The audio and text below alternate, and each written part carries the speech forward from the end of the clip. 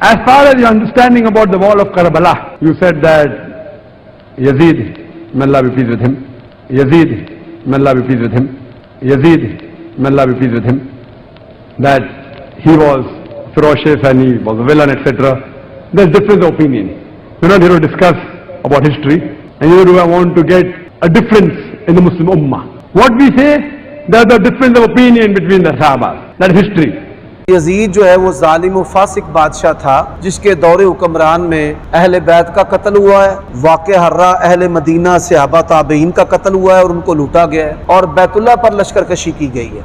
मुनकरीन हदीस जितने भी हैं वो सब यजीद के हामी हैं और सैयदना हुसैन और अहले बैत के मुखालिफ और दुश्मन हैं। आप ये देखें कि हाफिज इब्न हजर और इमाम ज़हबी और इब्न तैमिया रहमहुमुल्लाह या दीगर अफराद जो हदीस कुस्तुतुनिया का मिस्दाक यजीद को करार देते हैं, इसके बावजूद भी वो उसको फासिक और जालिम कहते हैं। इसका फिर ये मतलब वाज़े है कि वो इस हदीस का माना कतई उसको जन्नती करार देना नहीं लेते। अल्लाह ताला इन लोगों को हिदायत नसीब फरमाए। अहलुस सुन्ना वल जमा के अंदर इस्लाम की 14 सदियों में यजीद का कोई हामी नहीं है। ये मुनकरीन हदीस की किताबें पढ़ पढ़ कर इनका बेड़ा गर्क हुआ है। सैयदना हसन या हुसैन या अली रज़ी अल्लाह ताला अन्हुम की मोहब्बत में अपने आप को हुसैनी कहलवाना ये भी जायज़ और दुरुस्त है। जब हजरत हुसैन रज़ी अल्लाह ताला अन्हु के ईमान पर सवाल उठाए गए कि वो 3 शर्तें पेश ना करते तो उनकी इस्लाम पर मौत ही ना होती, जब उनकी सहाबियत का इनकार किया गया, जब उनके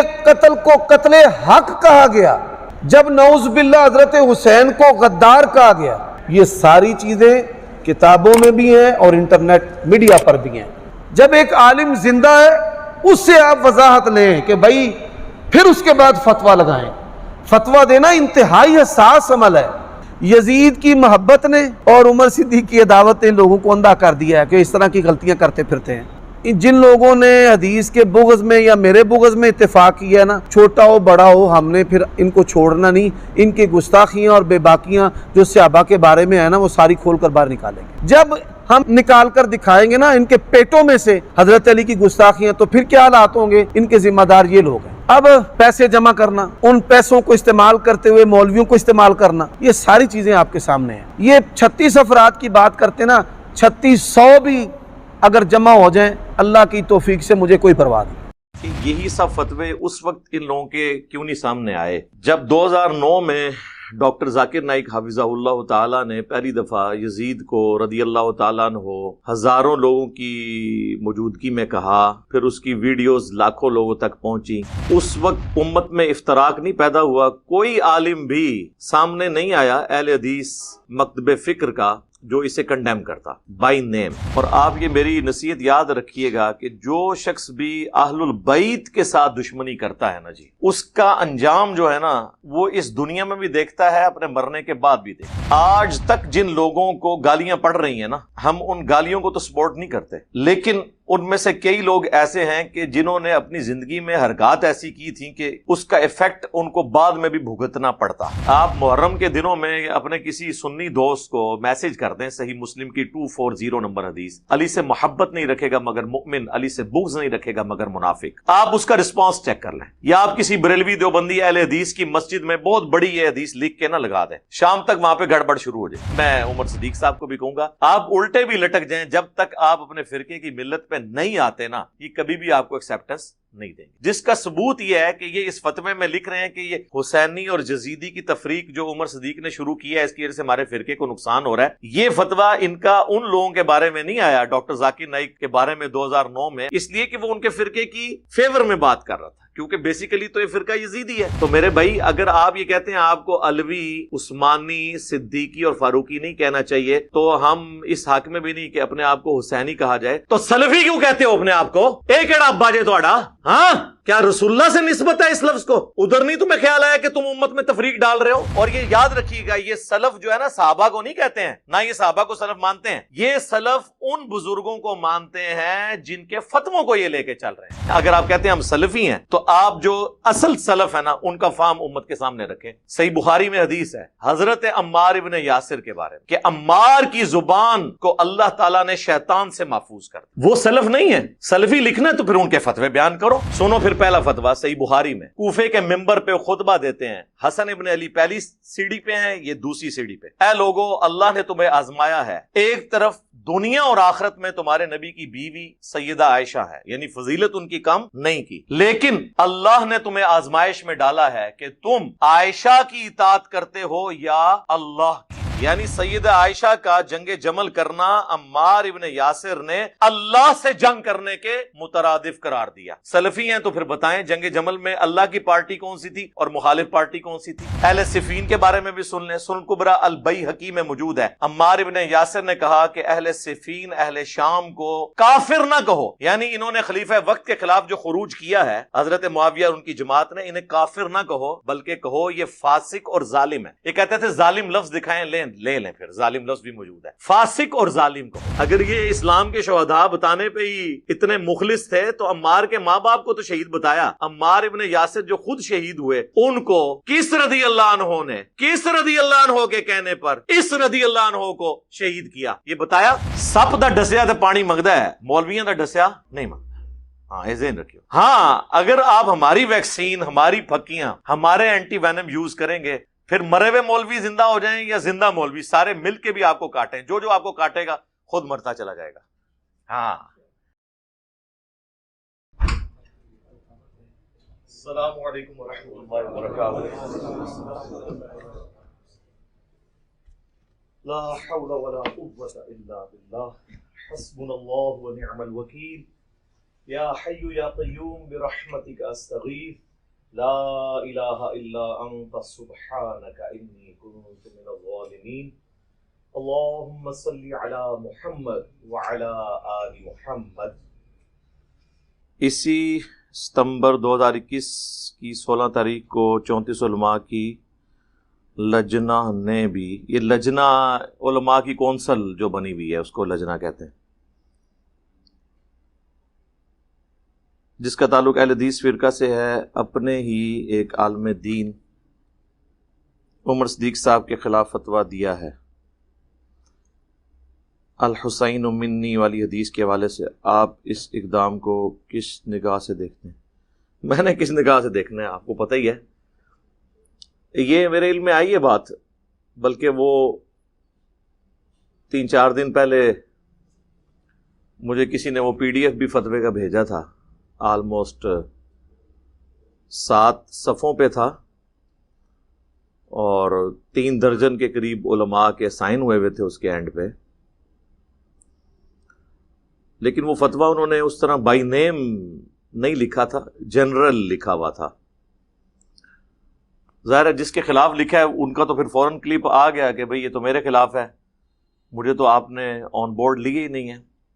اور طریقہ یہی ہوتا ہے کہ جب آپ کسی کے خلاف اس طرح فتویٰ لیتے ہیں تو اسے آپ انفارم کرتے ہیں کہ آپ کے اوپر یہ معاملات ہیں، آپ ہم سے بیٹھ کے بات کریں، اور اگر وہ کہتا ہے میں نے نہیں بیٹھنا، پھر ٹھیک ہے آپ کا رائٹ ہے، آپ یہ کریں۔ یہ دوسرے والا کیس تو میرا ہو سکتا ہے کہ بیٹھنے کی ضرورت ہی نہیں ہے، بھائی آپ کے اپنے فرقوں کے علماء ہیں، وہ تو آپ کے ساتھ بیٹھنے کے لیے تیار ہیں نا، ان کو بٹھائیں۔ اور عام علماء نہیں ہیں، یہ وہ علماء ہیں جن علماء نے آپ کے لیے کئی مناظرے کیے ہوئے ہیں مختلف مکاتب فکر کے ساتھ، صرف ایک چھوٹی سی بات پہ اختلاف رائے رکھنے کی وجہ سے آپ نے انہیں اپنے فرقے سے ہی باہر نکال دیا ہے، اور اس میں جو لینگویج استعمال کی ہے کہ یہ تو جاہلیت کی رسومات کی طرف بلا رہے ہیں، عصبیت کی طرف بلا رہے ہیں، اور ہمارا جو مکتب فکر ہے اس میں یہ دراڑ ڈال رہے ہیں، اس میں تفریق ڈال رہے ہیں، یعنی اپنے فرقے کی فکر پڑ جاتی ہے سب کو۔ میں صرف اس پہ یہ کامنٹس کروں گا کہ یہی سب فتوے اس وقت ان لوگوں کے کیوں نہیں سامنے آئے جب 2009 میں ڈاکٹر ذاکر نائک حفظہ اللہ تعالیٰ نے پہلی دفعہ یزید کو رضی اللہ تعالیٰ عنہ ہزاروں لوگوں کی موجودگی میں کہا، پھر اس کی ویڈیوز لاکھوں لوگوں تک پہنچی۔ اس وقت امت میں افتراق نہیں پیدا ہوا، کوئی عالم بھی سامنے نہیں آیا اہل حدیث مکتب فکر کا جو اسے کنڈیم کرتا بائی نیم کے بغیر اگر کنڈیم کسی نے کیا تو شیخ زبیر لیزئی رحمہ اللہ تعالی تھے، یا پھر اس کے بعد مولانا اسحاق صاحب تھے رحمہ اللہ تعالی. لیکن مولانا اسحاق صاحب کو تو آپ کو پتہ ہے اسی قسم کے ایک فتوے نے انہیں بھی ان کے فرقے اہل حدیث سے فارغ کر دیا تھا، تو اس لیے ان کا تو معاملہ ایک الگ ہے. باقی کوئی بھی عالم دین اس حوالے سے سامنے نہیں آیا کہ جو اس چیز کو کنڈیم کرے کہ اس کی وجہ سے امت میں افتراق پیدا ہو رہا ہے. اس کے پھر آفٹر شاکس یہ بھگتنے پڑے ڈاکٹر ذاکر نائک کو کہ پاکستان میں ان کی ویڈیوز بین ہو گئیں، کیو ٹی وی کے اوپر ان کے لیکچرز آتے تھے وہ ختم ہو گئے، پیس ٹی وی کی نشریات مختلف جگہوں پر ختم کروا دی گئیں. آج تک معاملات اس طریقے سے چل رہے ہیں اور ایک جو ٹھپا لگنا تھا وہ لگ گیا. اور آپ یہ میری نصیحت یاد رکھیے گا کہ جو شخص بھی اہل البیت کے ساتھ دشمنی کرتا ہے نا جی، اس کا انجام جو ہے نا وہ اس دنیا میں بھی دیکھتا ہے، اپنے مرنے کے بعد بھی دیکھتا ہے. آج تک جن لوگوں کو گالیاں پڑ رہی ہیں نا، ہم ان گالیوں کو تو سپورٹ نہیں کرتے، لیکن ان میں سے کئی لوگ ایسے ہیں کہ جنہوں نے اپنی زندگی میں حرکات ایسی کی تھیں کہ اس کا ایفیکٹ ان کو بعد میں بھی بھگتنا پڑتا، کیونکہ اللہ تعالیٰ نے پہلے بنو اسرائیل کو فضیلت دی تھی جہان والوں پر. یا بنی اسرائیل، اے اولاد یعقوب، اذکروا نعمتی التی انعمت علیکم وانی فضلتکم علی العالمین. یہ 2 دفعہ قرآن میں آیت آئی ہے سورۃ البقرہ میں. یاد کرو میری اس نعمت کو جو میں نے تم پہ کی اور تمہیں سارے جہان والوں پر، اپنے زمانے کے جتنے لوگ تھے ان پر فضیلت دی. بنو اسرائیل جو ہیں وہ حضرت ابراہیم علیہ السلام کی اولاد تھے. ابراہیم علیہ السلام کے 2 بیٹے سیدنا اسحاق اور سیدنا اسماعیل علیہم السلام. اسحاق کے بیٹے تھے یعقوب، انہی کا لقب تھا اسرائیل، اللہ کا بندہ ہیبرو لینگویج میں. اور دوسرے بیٹے جو تھے حضرت ابراہیم کے اسماعیل، ان کی اولاد کہلاتی ہے بنو اسماعیل. اور بنو اسماعیل میں صرف ایک ہی پیغمبر آئے حضرت اسماعیل علیہ السلام کے بعد، وہ ہمارے محبوب صلی اللہ علیہ وآلہ وسلم ہے. آپ صلی اللہ علیہ وآلہ وسلم کو اللہ تعالیٰ نے تمام جہان والوں پر فضیلت دی، آپ کے اہل البیت کو تمام جہان والوں پر فضیلت دی. ہماری نماز کا لازمی جزو رکھ دیا، محمد اور آل محمد صلی اللہ علیہ وآلہ وسلم پر درود، جو بخاری اور مسلم دونوں میں موجود ہے. کہ صحابہ کرام نے عرض کیا جب یہ آیت مبارکہ نازل ہوئی، ان اللہ وملائکتہ یصلون علی النبی، سورۃ الاحزاب کی 56 نمبر. تو صحابہ نے پوچھا کہ اے اللہ کے نبی، ہم آپ اور آپ کے اہل البیت پر کس طرح درود پڑھیں؟ یعنی صحابہ کو پتا تھا کہ ہم نے آپ کے ساتھ آپ کے اہل البیت پر بھی درود پڑھنا ہے، حالانکہ قرآن میں تو تھا کہ نبی علیہ السلام پر پڑھا جائے. صحابہ کرام کو یہ بات پتا تھی کہ درود شریف نبی علیہ السلام کو اور اس سے بھی بڑھ کر اللہ کو وہ پسند ہے جس میں رسول اللہ کے گھر والوں کا ذکر بھی ہو. پھر آپ نے درود ابراہیمی تعلیم فرمایا، اللہم صلی علی محمد وعلی آل محمد کما صلیت علی ابراہیم وعلی آل ابراہیم انک حمید مجید، اللہم بارک علی محمد وعلی آل محمد کما بارکت علی ابراہیم وعلی آل ابراہیم انک حمید مجید. اس کا پہلا حصہ بھی الگ سے پرفیکٹ درود شریف ہے. سنن نسائی کے اندر حدیث موجود ہے انٹرنیشنل نمبر کے مطابق 1293. زید بن خارجہ کہتے ہیں کہ اللہ کے محبوب صلی اللہ علیہ وآلہ وسلم نے مجھے نصیحت کی کہ مجھ پر درود لازمی کر لو اور اپنی دعاؤں میں یوں مجھ پر درود پڑھا کرو، اللہم صلی علی محمد وعلی آل محمد. نبی علیہ السلام نے جب بھی اس طرح درود شریف تعلیم فرمایا تو اپنے آل کا ذکر کیا، بعض اوقات اپنی ازواج کا ذکر کیا. ہم اجتہاداً ساتھ صحابہ کرام کا بھی ذکر کر دیتے ہیں، وعلی آلہ واصحابہ، بلکہ جو اور آگے جاتے ہیں وہ کہتے ہیں وعلی علماء ملتہ، اولیاء امتہ، اور اولیاء بھی اپنے فرقے دے، دوسرے تھے گستاخ یا مشرک ان کے بقول، اور وامتہ وہ سارے ایڈ کر لیتے ہیں۔ تو درود شریف میں اللہ تعالیٰ نے فضیلت قیامت تک کے لیے اہل البیت کے لیے نبی الاسلام کے ساتھ رکھ دی ہے۔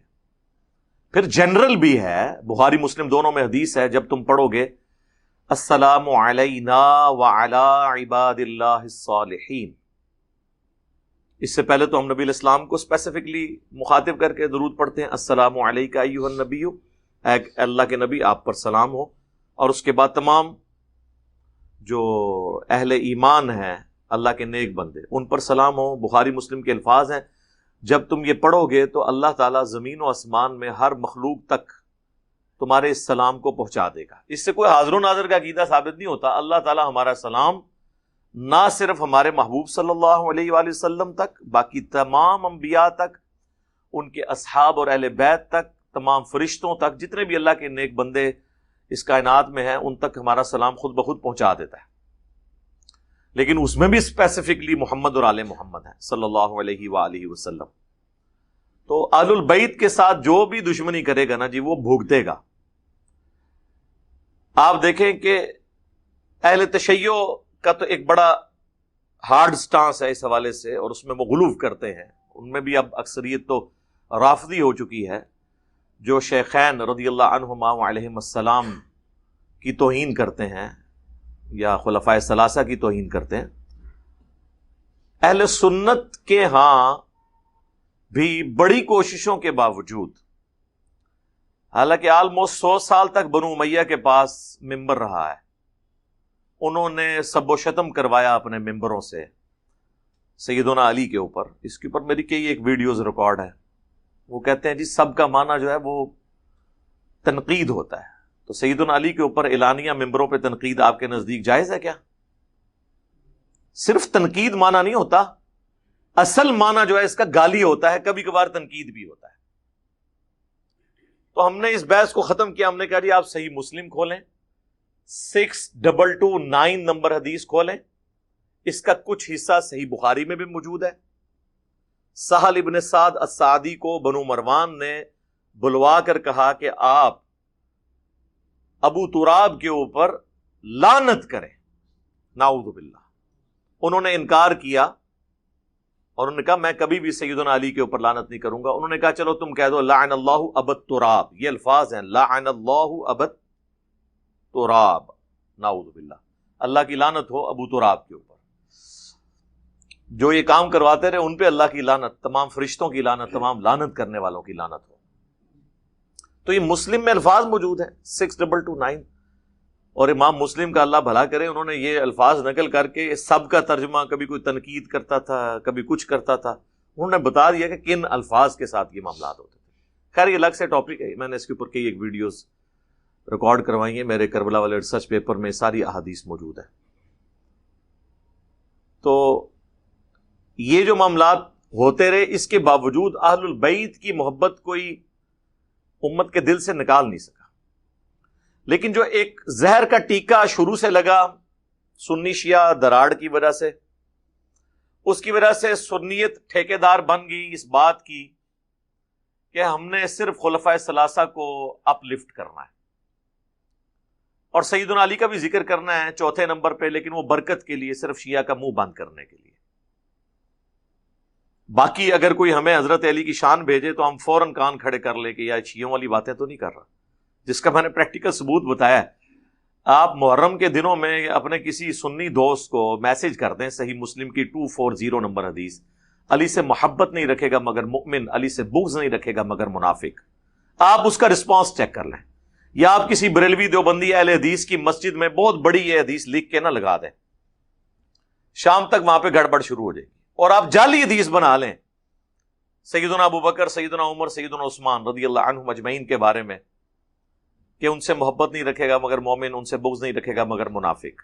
عقیدے میں ہم اس بات کو درست سمجھتے ہیں، لیکن یہ حدیث نہیں ہے، لیکن آپ یہ جعلی حدیث بنا کے لگا دیں، کوئی گڑبڑ نہیں ہوگی۔ بالکل وائس ورسا، آپ شیعہ کی مساجد میں سیدنا ابو بکر عمر عثمان کے حق میں کوئی بات لگا دیں، ادھر بھی گڑبڑ شروع ہو جائے گی کہ یہ کون آ گیا ہے۔ ایون آپ نہج البلاغہ سے جو میں نے مولا علی کے خطبات پیش کیے ہیں خلفائے ثلاثہ کی شان میں، آپ وہ خطبات نہج البلاغہ سے فوٹو کاپی کرا کے کسی شیعہ کی مسجد میں لگا دیں تو آپ وہاں پہ بھی رسپانس دیکھ لیں، وہ یہ نہیں دیکھیں گے کہ یہ ہماری کتاب میں لکھا ہے، کیونکہ ان کو صدیوں سے جو پٹی پڑھائی گئی نا، اس کا اینڈ رزلٹ یہ ہے کہ اب ظاہر ہے کہ 2 دراڑیں بن چکی ہیں۔ ان دراڑوں میں کس طرح کوئی فرقہ یہ دعویٰ کر سکتا ہے کہ میں 100% حق پہ ہوں، جبکہ دونوں طرف تعصب پایا جاتا ہو؟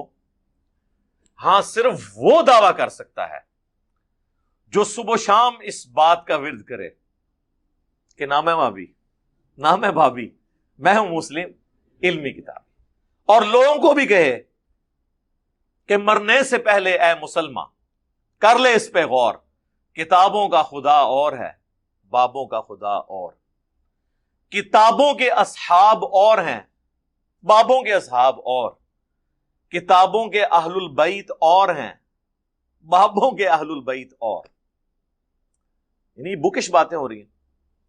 تو یہ عمر صدیق صاحب حفظہ اللہ تعالی، ویسے عمر میں مجھ سے وہ چھوٹے ہیں، میرے بارے میں انہوں نے بڑی غلیظ زبان مختلف مواقع پر استعمال کی ہے، صرف اپنے فرقے کو یہ بتانے کے لیے کہ بھئی میں چونکہ انجینئر کے خلاف بولتا ہوں لہذا مجھے سرٹیفکیٹ دو کہ میں تمہارے فرقے سے ہوں، ہاں صرف اس وجہ سے۔ لیکن میں انہی سے کہوں گا کہ آپ کو مل گیا سرٹیفکیٹ؟ ہاں، یہی بات میں نے مولانا طارق جمیل صاحب کو کی حافظہ اللہ تعالی، وقتاً فوقتاً فون پہ وہ رابطہ کرتے ہیں تو میں ان کو کبھی کبھار چٹکی کاٹتا رہتا ہوں۔ میں نے کہا جی آپ نے کون سا جرم کیا ہے؟ آپ کہتے ہیں میری بنیاد جو ہے وہ دیوبندیت ہے، آپ کو دیوبند کے سارے مولویوں نے اٹھا کے باہر پھینک دیا اور نجی محفلوں میں گالیاں بھی نکالتے ہیں، اعلانیہ گمراہ بھی ڈکلیئر کر دیا، جتنے ان کے پائلٹ ہیں۔ پائلٹ وہ ہوتے ہیں جو اس فرقے کے لیے مناظرے کر رہے ہوں، تو آپ ان کی زبان ذرا سن لیں۔ میں نے کہا آپ نے کون سا جرم کیا ہے؟ آپ تو کہتے ہیں میں دیوبندی ہوں، ساری باتیں دیوبندیوں والی کرتے ہیں، قصے کہانیاں بھی ان کے والے سناتے ہیں، صرف آپ نے ایک حدیث بیان کر دی، من کنت مولا فہذا علی مولا، فہذا کے ساتھ بھی ہے یعنی یہ، اور فہذا کے بغیر بھی، دونوں الفاظ درست ہیں، جامع ترمذی میں موجود ہے، مسند احمد میں تفصیل کے ساتھ ہے۔ تو یہ پوری قوم آپ کے خلاف ہو گئی، اس بات پہ نہیں کہ آپ نے کوئی ایسی بات کی جو ان کے فرقے سے ٹکراتی ہے، صرف اس بات پہ کہ آپ نے وہ بات کیوں کر دی جو بات تو درست تھی مگر بات تھی رسوائی کی، ہاں ہمارے فرقے کے خلاف تھی، وہ آپ نے کیوں کر دی؟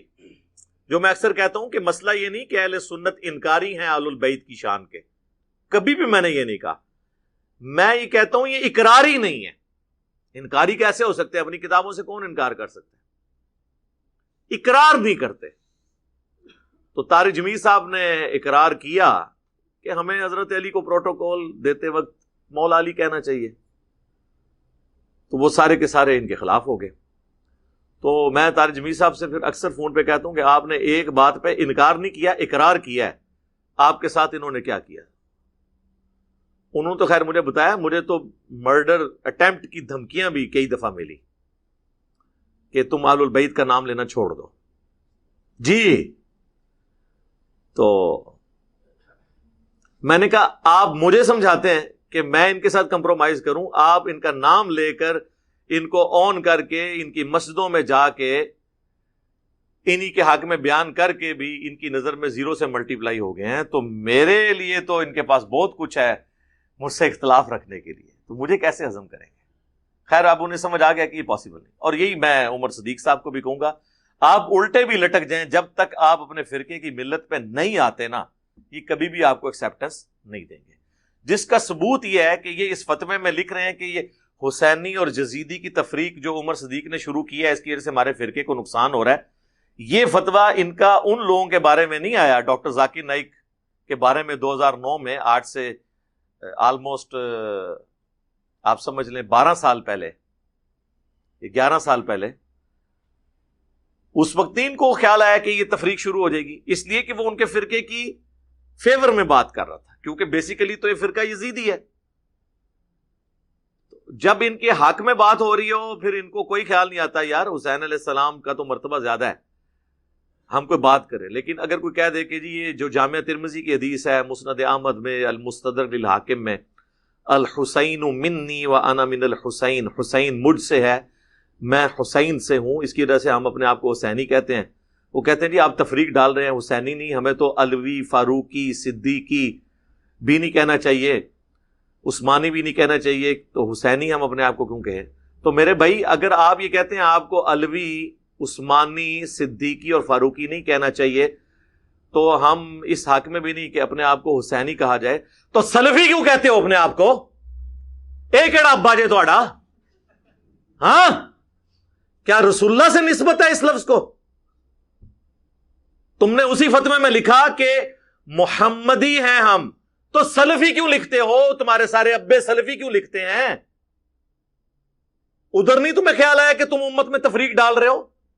یہ سلفی کیا حضرت ابو بکر کی نسبت ہے، عمر کی نسبت ہے، عثمان کی ہے؟ اور یہ یاد رکھیے گا یہ سلف جو ہے نا صحابہ کو نہیں کہتے ہیں، نہ یہ صحابہ کو سلف مانتے ہیں، یہ سلف ان بزرگوں کو مانتے ہیں جن کے فتووں کو یہ لے کے چل رہے ہیں۔ ابن تیمیہ کو سلفی، یہ ان کی نسبت سے ان کو سلف مانتے ہیں۔ ان سے پہلے بھی ان کو جو ان کے بزرگ محدثین میں ایسے لگتے ہیں نا جنہوں نے ان کے فرقے کے حق میں فتوے دیے ہیں، ان کی وجہ سے یہ اپنے آپ کو سلف کہتے ہیں۔ اگر یہ سلفی سے مراد صحابہ کو مانتے ہیں تو ہم آپ کو ٹیسٹر لگا دیتے ہیں، سب سے بڑے سلف تو ہمارے کون ہوئے؟ صحابہ، سلف جو آگے گزر چکے مر کے، ان کو سلف کہا جاتا ہے۔ ہم خلف ہیں، ہم پیچھے آنے والے، فاتحہ خلف الامام، امام کے پیچھے۔ تو صحابہ سے بڑا تو سلف کوئی نہیں ہے نا۔ پھر ہمیں آپ سلف کا آپ کو فارم بتاتے ہیں، اگر آپ کہتے ہیں ہم سلفی ہیں تو آپ جو اصل سلف ہے نا ان کا فارم امت کے سامنے رکھیں۔ صحیح بخاری میں حدیث ہے حضرت عمار ابن یاسر کے بارے میں۔ عمار ابن یاسر وہ ہیں جن کے بارے میں صحیح بخاری میں حدیث ہے کہ عمار کی زبان کو اللہ تعالیٰ نے شیطان سے محفوظ کر دیا۔ اس سے بڑی کوئی فضیلت ہو سکتی ہے؟ وہ زبان جو شیطان سے محفوظ۔ سنن نسائی میں حدیث ہے عمار سر کے بالوں سے پاؤں کے ناخنوں تک لبالب بھرا ہوا ہے ایمان سے۔ 2 سرٹیفکیٹ۔ تیسرا سرٹیفکیٹ جو بچپن سے ہمیں پڑھایا جاتا ہے کہ جی اسلام کے پہلے شہداء عمار ابن یاسر کے ماں باپ ہے۔ ماں باپ کو تو شہید بتایا گیا ہمیں بچپن سے، عمار کو کس نے مارا اور کیوں مارا یہ کبھی بتایا کیا؟ اگر یہ اسلام کے شہداء بتانے پہ ہی اتنے مخلص تھے تو عمار کے ماں باپ کو تو شہید بتایا۔ عمار ابن یاسر جو خود شہید ہوئے ان کو کس رضی اللہ عنہ نے، کس رضی اللہ عنہ کے کہنے پر اس رضی اللہ عنہ کو شہید کیا یہ بتایا؟ عمار ابن یاسر کا جلوس کبھی نکلا ان کی شان میں؟ نہیں۔ مارنے والوں کو بھی پتہ ہے۔ مسند امام احمد میں ابو الغادیہ نام کا پورا چیپٹر ہے رضی اللہ تعالیٰ عنہ، ہم تو احترام سے ہی نام لیں گے، صلح حدیبیہ کے صحابی ہیں۔ انہوں نے عمار ابن یاسر کو شہید کیا اور پوری زندگی روتے تھے وہ۔ مسند احمد میں تفصیل موجود ہے، کیونکہ مسند احمد میں یہ حدیث ہے کہ عمار کا قاتل اور مال لوٹنے والا جہنم کی آگ میں ہے۔ ابن حجر عسقلانی نے تھوڑی کوشش کی کہ ابو الغادیہ کو بچائیں، اور انہوں نے کہا کہ چونکہ صحیح مسلم میں حدیث ہے کہ جن لوگوں نے میرے ہاتھ پر درخت کے نیچے بیعت کی ہے انہیں آگ نہیں چھوئے گی، تو ابو الغادیہ کو وہ فضیلت کفایت کر جائے گی۔ تو محدث اعظم سعودیہ البانیہ سے جو شیخ ناصر الدین البانی، انہوں نے سلسلہ احادیث صحیحہ میں گرفت کی۔ انہوں نے کہا یہ بہت مشکل تعویل آپ کر رہے ہیں، کیونکہ جہاں پر خاص فتویٰ آ جائے وہاں پر فضیلت عام اٹھ جاتی ہے۔ چونکہ عمار کے قاتل کے لیے خاص یہ بات آ گئی کہ عمار کا قاتل اور مال لوٹنے والا جہنم میں ہے، لہذا اب اس کے اوپر سے عام فضیلت اٹھ جائے گی۔ تو ابو الغادیہ کس کی فوج میں تھا، وہ کون تھا، وہ سب کو پتہ ہے۔ تیسری پارٹی کہاں سے آ گئی؟ جو لوگ کہتے ہیں نا تیسری پارٹی، انہیں کہو پھر ابو الغادیہ کو خارجی کہیں، کبھی بھی نہیں کہہ سکتے، کیونکہ مسند احمد میں ابو الغادیہ کی حدیثیں ہیں نبی علیہ السلام سے، تو نبی علیہ السلام کے صحابی کو تو خارجی نہیں کہہ سکتا۔ تو یہ کہانی کرا رہے ہیں، پرانے زمانے کی کہانی ہے، ہمارے پمفلٹ میں ہر چیز موجود ہے، بحث بڑی لمبی ہو جائے گی، بڑی دور تک جائے گی، میں صرف اس کو کنکلوڈ کروں جو گفتگو میں کر رہا تھا۔ تو عمار ابن یاسر جن کی اتنی فضیلت ہے، وہ سلف نہیں ہے؟ سلفی لکھنا ہے تو پھر ان کے فتوے بیان کرو۔ سنو پھر پہلا فتویٰ صحیح بخاری میں، کوفے کے ممبر پہ خطبہ دیتے ہیں، حسن ابن علی پہلی سیڑھی پہ ہیں، یہ دوسری سیڑھی پہ۔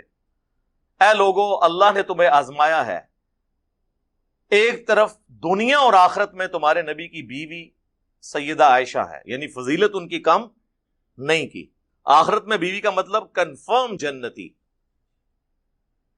اور امام بخاری نے حضرت عائشہ کی فضیلت والے چیپٹر میں عمار کا یہ خطبہ نقل کیا ہے، یعنی امہات المومنین کی فضیلت بھی شیعان علی بیان کر رہے ہیں، یعنی حضرت علی کے ساتھی۔ ایک طرف دنیا اور آخرت میں تمہارے نبی کی بیوی عائشہ ہیں، لیکن اللہ نے تمہیں آزمائش میں ڈالا ہے کہ تم عائشہ کی اطاعت کرتے ہو یا اللہ کی، یعنی سیدہ عائشہ کا جنگ جمل کرنا عمار ابن یاسر نے اللہ سے جنگ کرنے کے مترادف قرار دیا۔ تو یہ سلف نہیں ہے، ان کا فارم نہیں لینا۔ سلفی ہیں تو پھر بتائیں جنگ جمل میں اللہ کی پارٹی کون سی تھی اور مخالف پارٹی کون سی تھی؟ اور سلف کا فارم کس کا؟ عمار ابن یاسر کا۔ آپ کے سلف تو آپ کے اپنے بنائے ہوئے ہیں، میں تو اس کو سلف کہہ رہا ہوں جس کی زبان کی گارنٹی صحیح بخاری میں نبی علیہ السلام نے خود دی کہ ان کی زبان سے حق جاری ہوتا ہے، شیطان سے محفوظ ہے۔ یہ تو ہمارے چھوٹے چھوٹے الفاظ کو لے کے بیٹھے ہیں، جی اس نے کہہ دیا بدبخت، وہ حدیث میں موجود ہے، میں نے تو اس کے لیے نرم لفظ استعمال کیا تھا ظالم، ان کو ہضم نہیں ہوا، یہاں تو اللہ سے جنگ آ گئی۔ اب کیا کریں گے؟ سلفی ہو تو پھر کہو عمار ابن یاسر کا فہم یہ ہے۔ اہل صفین کے بارے میں بھی سن لیں، سنن کبریٰ البیہقی میں موجود ہے، عمار ابن یاسر نے کہا کہ اہل صفین اہل شام کو کافر نہ کہو، یعنی انہوں نے خلیفہ وقت کے خلاف جو خروج کیا ہے حضرت معاویہ اور ان کی جماعت نے، انہیں کافر نہ کہو بلکہ کہو یہ فاسق اور ظالم ہے۔ یہ کہتے تھے ظالم لفظ دکھائیں، لے لیں، پھر ظالم لفظ بھی موجود ہے، فاسق اور ظالم کہو۔ تو عمار ابن یاسر سلف نہیں ہے، ان کا فارم نہیں بیان کرنا۔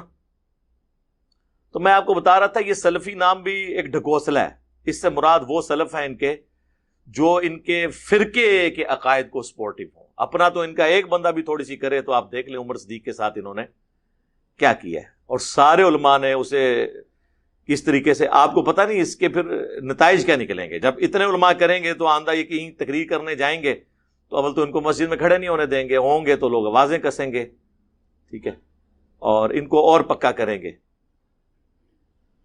یہ کوئی ایٹیچیوڈ نہیں ہے کہ آپ اس طرح کے معاملات میں، اور اگر آپ منصف مزاج ہوتے تو پھر سب کے برابر آپ سارے معاملات برابر لے کے چلتے۔ اگر آپ ان نسبتوں کی مخالفت کر رہے ہیں نا، حسینی کہلانے کی یا صدیقی، فاروقی، عثمانی اور علوی کہلانے کی، پھر سلفی کہلانے کی بھی مخالفت کریں نا۔ میں تو اس سے بھی ایک سٹیپ آگے ہوں کہ ہم محمدی بھی نبی علیہ السلام کی نسبت کی وجہ سے کہتے ہیں، ادروائز ہمارا نام جو ہے وہ مسلم ہے۔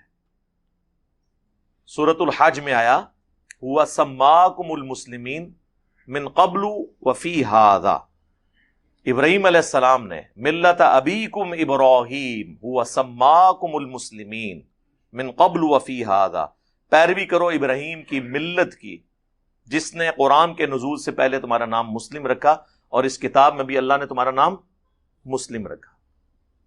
تو مسلم ہمیں کہلوانے میں فخر محسوس کرنا چاہیے، بجائے یہ کہ ہم، اور یہ آپ کو بتاؤں یہ محمدن کی ٹرم بھی جو زیادہ استعمال کی نا مسلمانوں کے لیے، یہ انگریزوں نے کی تھی، محمدن، انگلش میں محمدن، یعنی یہ محمد کے فالور ہیں۔ ہم نبی علیہ السلام کو اپنا پیغمبر اور رہنما مانتے ہیں، لیکن ہم اسلام کا بانی نہیں انہیں سمجھتے۔